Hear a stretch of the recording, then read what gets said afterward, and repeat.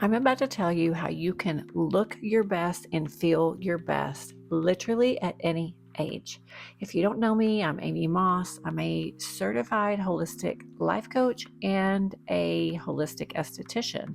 I love sharing all of the tips and tricks that have worked for me in my life and that have worked in my private practice with my coaching clients. So let's get into it. The first thing you're going to want to do if you want to look and feel your best at any age is to get your weight in check. If you already are okay with what you weigh and how you feel in your clothes, then you can skip to number 2. But if you don't, let's talk about some of the ways that you can do that. You have got to improve your diet and you've got to reduce your calories. I'm not saying that you have to be hungry. I'm not saying that you have to starve yourself in any way at all, but you have to start eating smaller portions. You have to start eating higher vibrational foods and anti-inflammatory foods. And I can make a video later going deeper into this, but you have to eat healthy and clean. My rule of thumb, what I do is I'm pretty much raw vegan until I have my main meal of the day, which is around 3 or 4 o'clock. So in the mornings, I get up. If I want to have a small coffee, I have that. And then I will have a green juice. I do a lot of juicing. It's good for my skin. It's good for how I feel. I know I'm flooding my body with nutrients. So buy a good juicer and start juicing. Then about mid-morning, in between clients, I will fix a smoothie. I love a smoothie also and juicing. The reason I love a smoothie is because I can add things to that smoothie and I'm also getting the fiber. So I usually will have a fruit smoothie and I will add things like maca root or hemp seed or moringa powder or any like drops, like I'll use sometimes some zinc or whatever. So I don't have recipes. I use coconut water and some kind of plant-based milk, throw a bunch of fruit in there, and any of the things I want to add to it, turn it on. So I'm getting the nutrients and I'm getting the fiber in the smoothie, and the smoothie is something I can add things to. Get a good juicer. The juice, you will get a massive amount of nutrients flooding your body, and it is so worth it to invest in a good juicer and make you like a green juice every day. So every day I have a green juice and I have a smoothie. I also teach my clients to crowd out. Don't tell yourself like I can never have that again or I can never eat this again. Don't do that. That's a mind fuck and you don't want to go there with that. But what you do want to do is make sure that you're getting all of the right nutrients that your body needs. So if you're having a green juice and you're having a smoothie and you're eating a salad or you're eating some fruit, then you know that you're starting to crowd out the bad stuff. There's not that much room to eat shitty food when you're putting a lot of good stuff in your body, especially when you're eating a lot of plants because there's so much fiber. So that's going to fill you up even better. Then I eat my main meal of the day, probably around 3 or 4 o'clock. And I like to do that so that I'm not full and heavy when I go to sleep at night. So my rule of thumb is that I try to stop eating around 7, 8 o'clock at the latest. And if I have something at that time, make sure it's something very, very light. So as you get into this way of eating, you will naturally start cutting back your calories because you're eating things that are nutrient dense and low calorie anyway. When you're starting to eat plants, more fiber, more nutrients, just flooding your body with nutrition.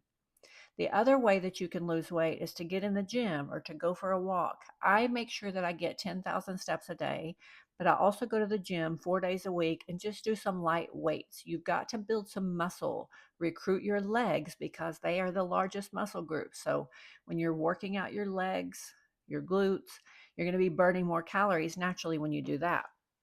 So I make sure that I do that 4 times a week. But every day I make sure I get 10,000 steps. So you have to move your body. Not only that, you're going to get the added benefit of increasing your serotonin and your endorphins just from the movement. When I work out, for me, I'm doing it for my health and for my emotional and mental well being. I do like how my body looks when I'm taking care of it, but more importantly, I feel like it's just the best therapy for me.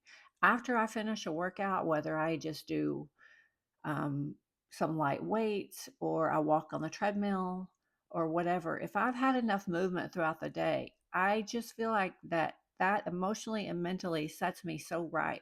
It's the best therapy that I've ever had. So move your body, eat clean, and I'll do some more videos later on certain things to eat and how to eat. But you have to get your weight where you want your weight. You have to feel good in your clothes. You just literally do. There's no other way around it. If you want to look and feel your best, you have to have the confidence of knowing that your body is where you want it to be. The second thing that you need to do is to learn how to take care of your skin. This is very important because your skin is what people see. It's your covering to your outer shell that people see. So I am a holistic esthetician, and I'm telling you that you have to take care of your skin if you want to look and feel your best. You have to be stimulating collagen and elastin. You have to be exfoliating your skin. You shouldn't be putting anything on your skin that you couldn't eat. So make sure that you're putting very, very clean ingredients on your skin. That is so, so important. I can't tell you. Toxic skincare is our endocrine disruptors. They mess with our hormones. But not only that, when you eat toxic food, you have the liver to filter that food out. When you put toxic products on your skin, toxic sunscreens, toxic moisturizers, things like that, you don't have the liver to filter that out. So that is going straight to your bloodstream, to your brain. So I would encourage you to get the cleanest skincare that you can find.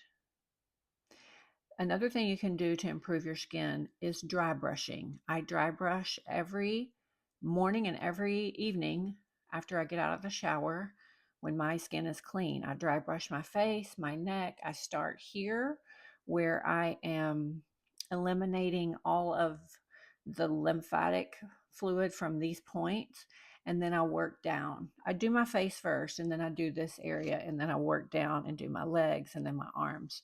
But that will keep your lymph clean, keep your lymph drained and flowing, and it just exfoliates your skin and makes your skin look incredibly good.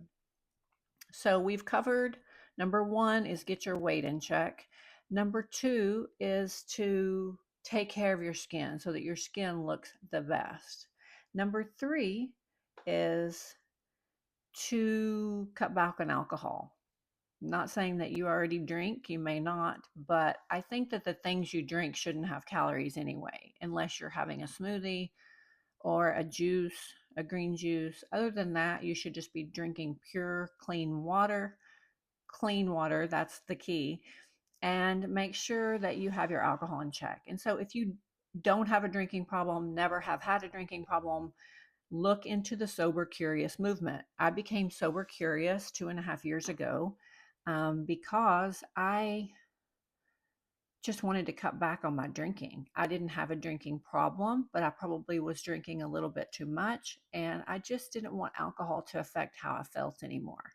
So the Sober Curious movement is where you are just mindful of how much you're consuming. You may save alcohol to be something that you want to consume for a celebration or at a wedding or just something that's a special occasion.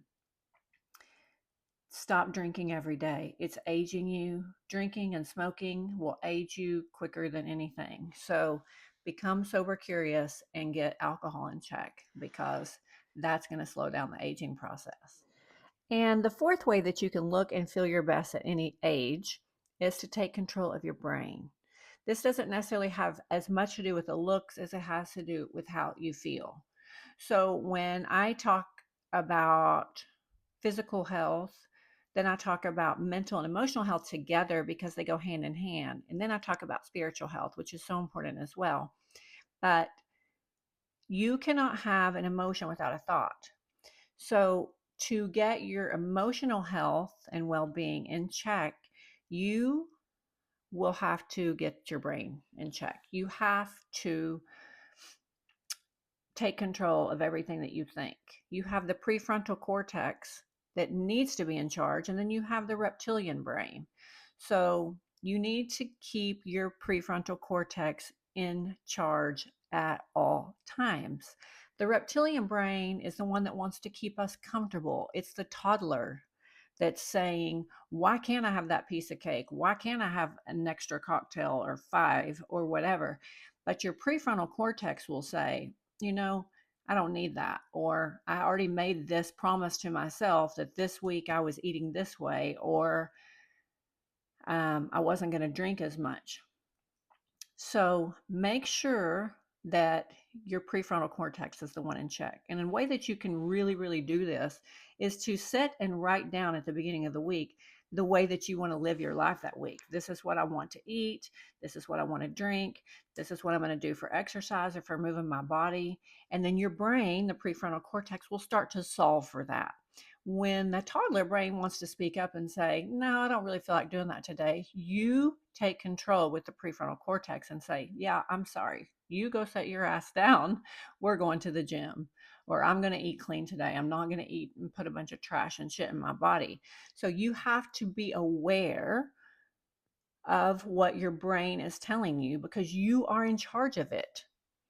At the end of the day, you are in charge of it. So just know that. Another way that I share with people about the brain that's very important when you're trying to lose weight is know the difference between psychological hunger and physiological hunger, because there is a huge difference. When you are physiologically hungry, you have this innate mechanism that you were born with that tells you will have an empty feeling in your stomach. It will growl. There will be some kind of cue like, hey, I'm hungry. That's true physiological hunger. Psychological hunger is when you just ate an hour ago, so you know that it's not possible for you to be physiologically hungry, but you will talk yourself into the fact that you think you're hungry when you're really not. So knowing the difference between those two, and that's when your brain is playing tricks on you. That's when the prefrontal cortex has to be in charge, and you don't let the primitive brain take over and say, no, I'm hungry, because you're not. It's impossible. If you just ate an hour ago, you're good. So just take control of that. Tell your prefrontal cortex to tell your reptilian brain to go set its ass down. You're not letting it hijack you today. So these are 4 ways that you can look and feel your best at any age. And if you want to know more, just ask questions. I'll respond in the comments, like and subscribe, so we can build a tribe of people, a community that are all wanting to live holistically. We can all be teachers and students of each other. That's what we're here on this planet to do. So know that the universe always has your back. Everything is happening for you, not to you. And everything is working out for you.